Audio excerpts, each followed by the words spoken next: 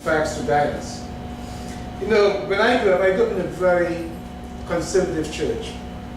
And when persons got saved and came to Christ, if they were living together and were not quote legally married, the first expectation was what? They would then try to get married because quote they were living in sin, okay? They were married. Well, one day I actually went to the Encyclopedia Britannica. It was a very old edition, actually somewhere back in the 1800s.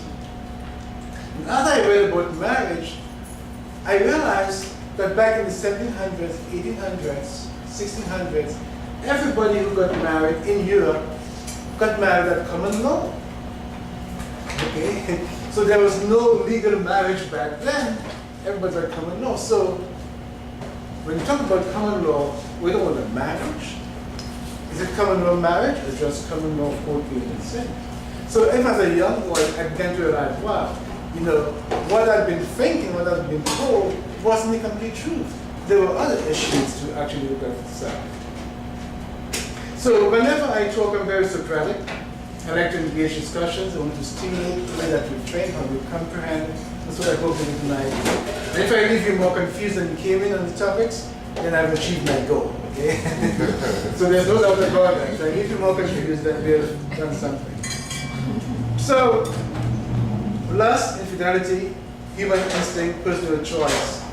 We can either have a simple response, as I got last night. You know, if you want somebody who doesn't belong to you once, it's great. If you watch a second time, it's you know, very nice but very simple, very complex way of looking at the topic.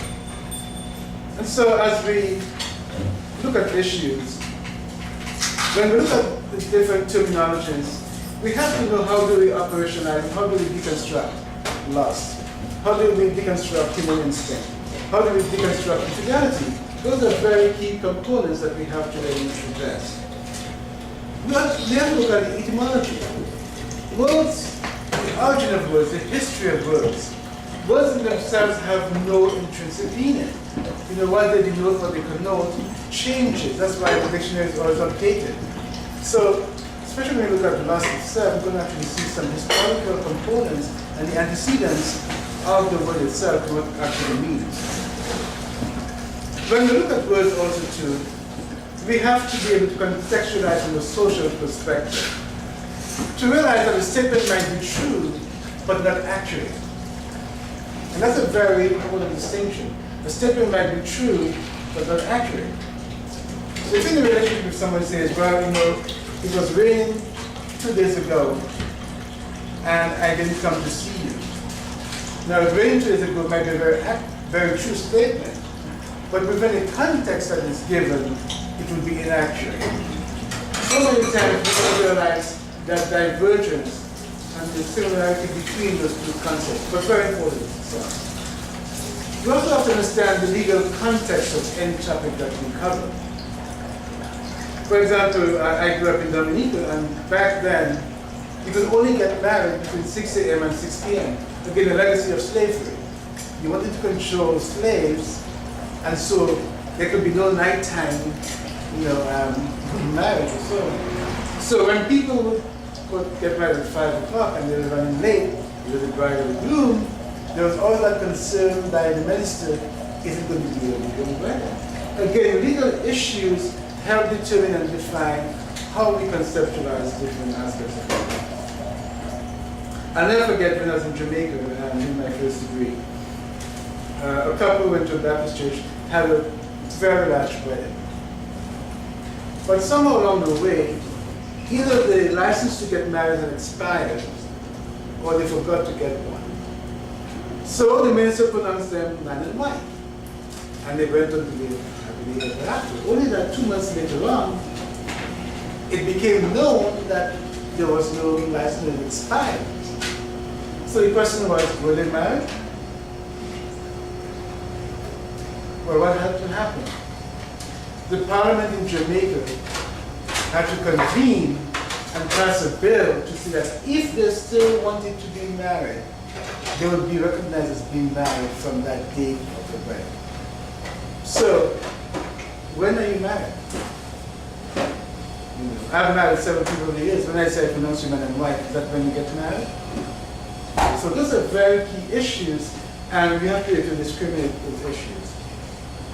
There are also political issues, certainly when you look at issues about lust and the other components. When we look from the religious context, in terms of marriage, infidelity, we find divergence. And again, that's just part of what we experience. And so when we come from a religious perspective, we talk about hermeneutics. How do we interpret Scripture? How do we interpret any passage? Whether it's the Quran, whether it's the Scripture, whether it's the Pentateuch, whatever it is, how do we go about to actually interpret? And that's hermeneutics. And there are different modalities and different models of interpretation. The one that I tend to follow is called the grammatical historical perspective, which is I look at the context of the word. I look in terms of from the grammar perspective. I look to see what was said, what did the author actually mean when he or she actually wrote it. When you begin to do that, you have a whole different world in terms of how you interpret different factors. Also, too, when we talk about these issues, we have to look at the physiological factors involved. From a neurobiological perspective, as human beings, we are governed by our biology. We are determined to some degree by our biology. And especially today, understanding genetics, our whole concept of genetics is very different. 20, 30 years ago, the whole idea was your genes determine the shape of your face, the shape of your nose, and so on. Now today, it's very different.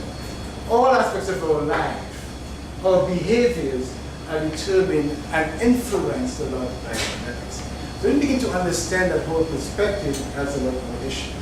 So there are physiological factors and there are psychological factors. So one example, the word fornication.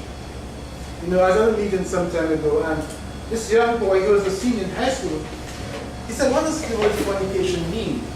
He had seen the word somewhere and had no idea what it meant. Now, 50 years ago, everyone didn't know what the word actually meant.